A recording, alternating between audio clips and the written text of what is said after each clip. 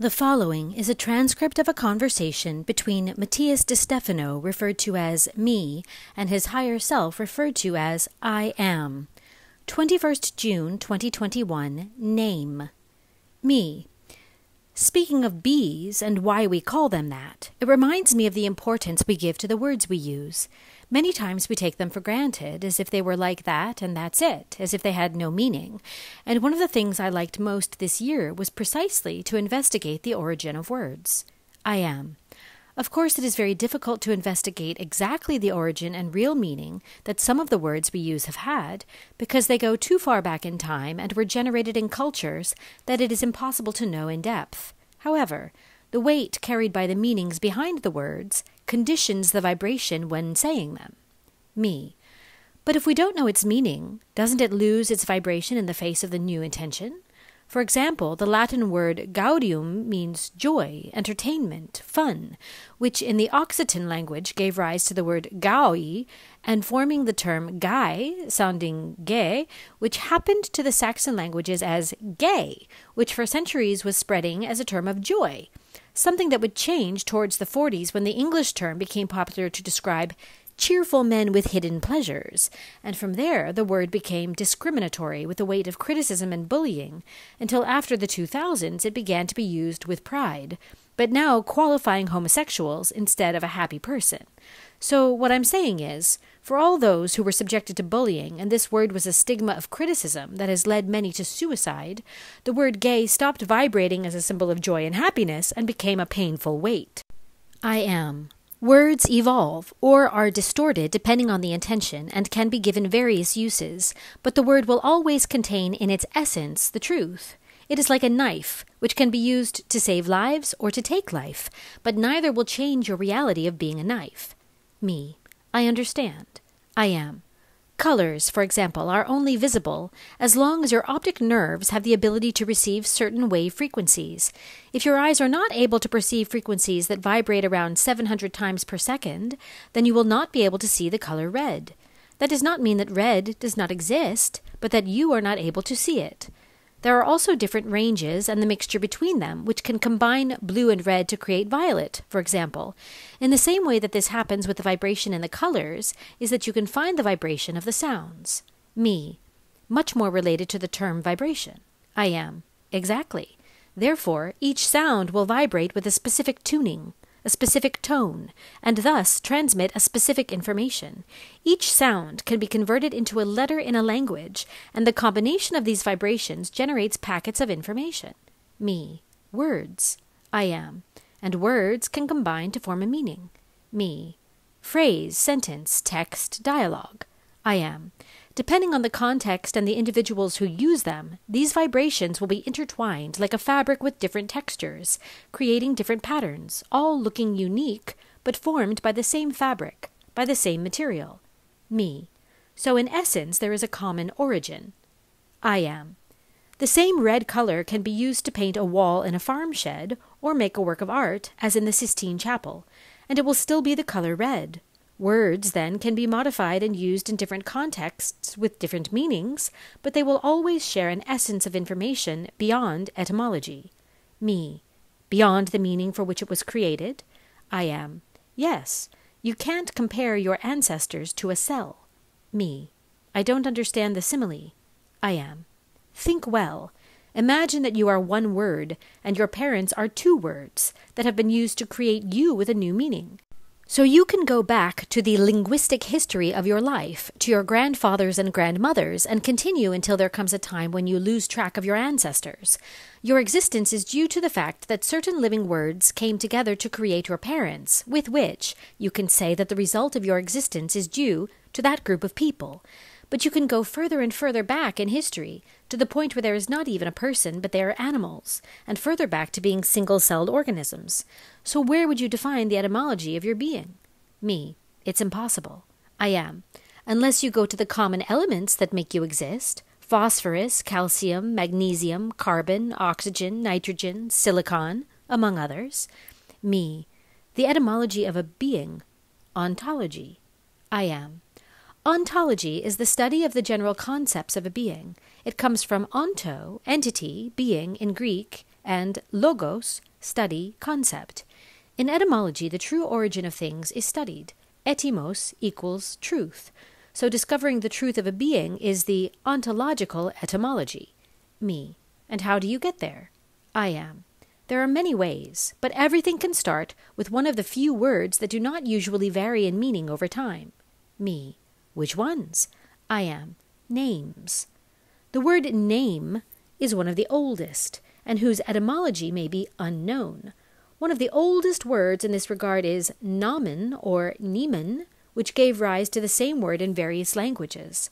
From the Semitic languages, ism, to Sanskrit, nama, Saxon, name, Latin, nomen, Russian, imya, Greek, onyma, we could interpret that the word comes from two others, noumen, having knowledge of something, or noumu, assigning, identifying, and selecting something. In this case, an object or a person. However, objects vary according to culture, territory, use, and therefore can vary to stop being what was pre-established. Therefore, proper names are those identifiable that continue to hold the original meaning after thousands of years, connecting us with the essence. Me. Does the proper name, then, really condition who we are? I am.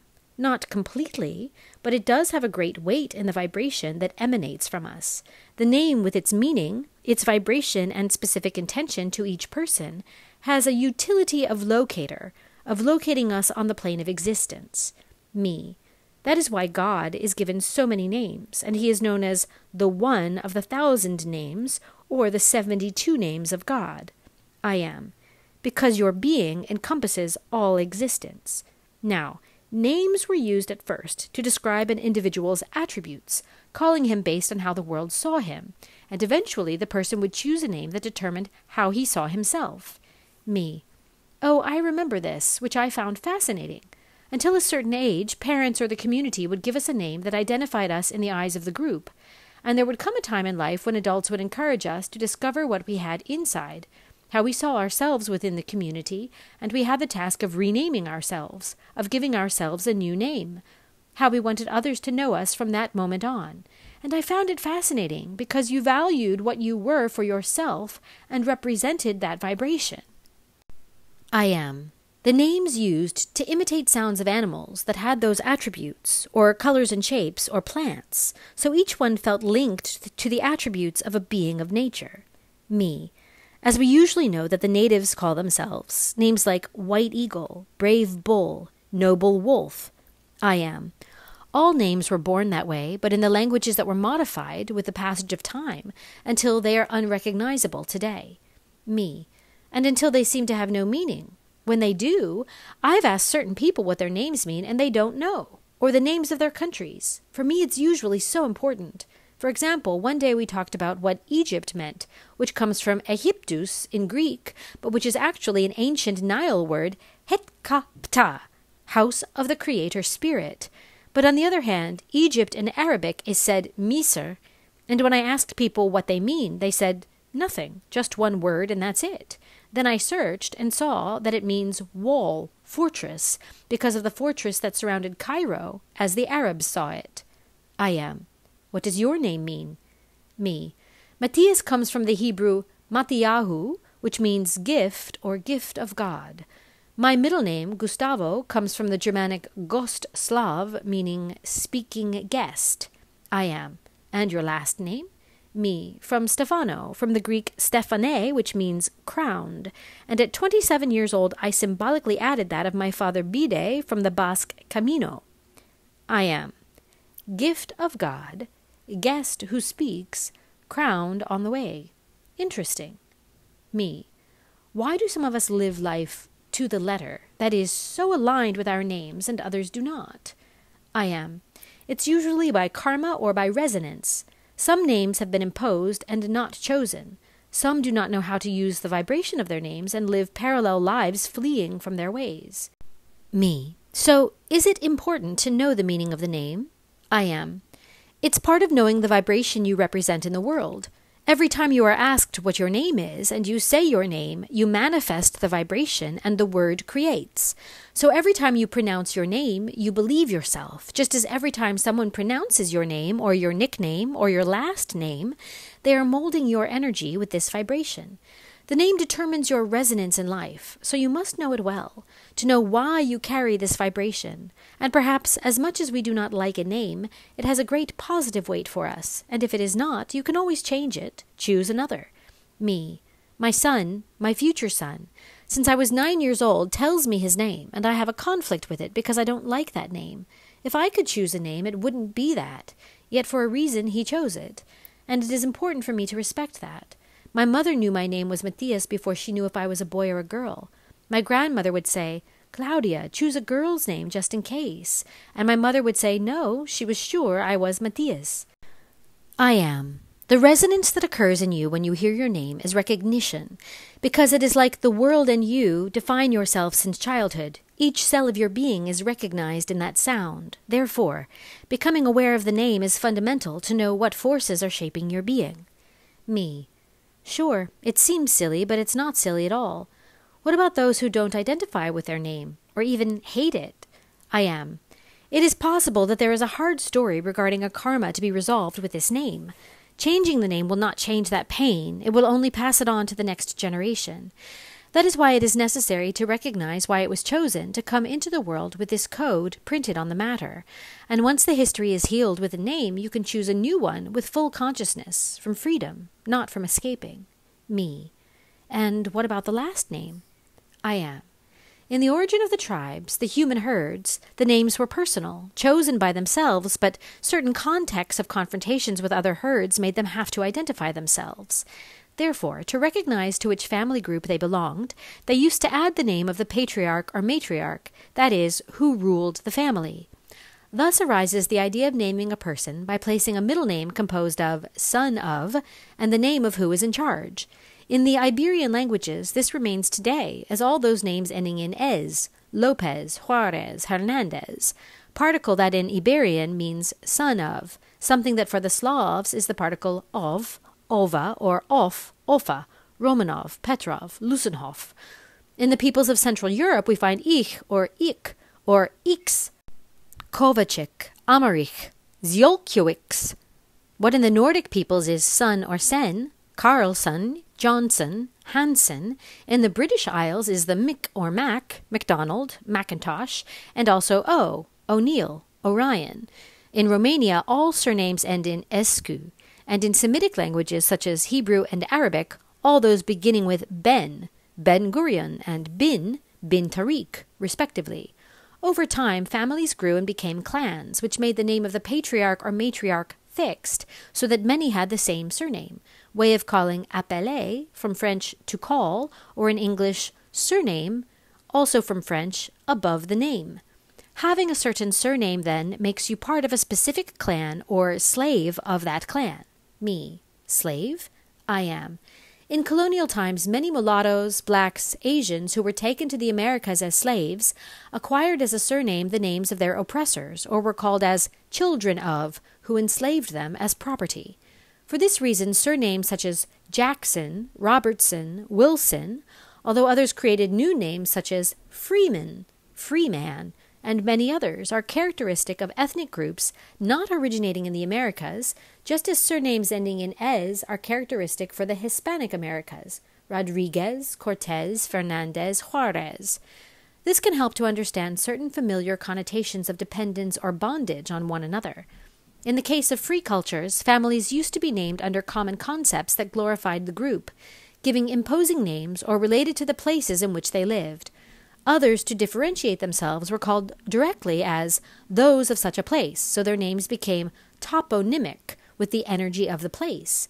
Many were simply recognized for performing the same task or trade generation after generation, so the family was known in general as the house of the blacksmith, the baker, the shoemaker, and therefore there are many surnames with names of trades. During the persecutions of the Inquisitions, many minority ethnic groups had to hide since their documents and names revealed their tradition, origin, and religion. so many changed their names usually to objects or plants.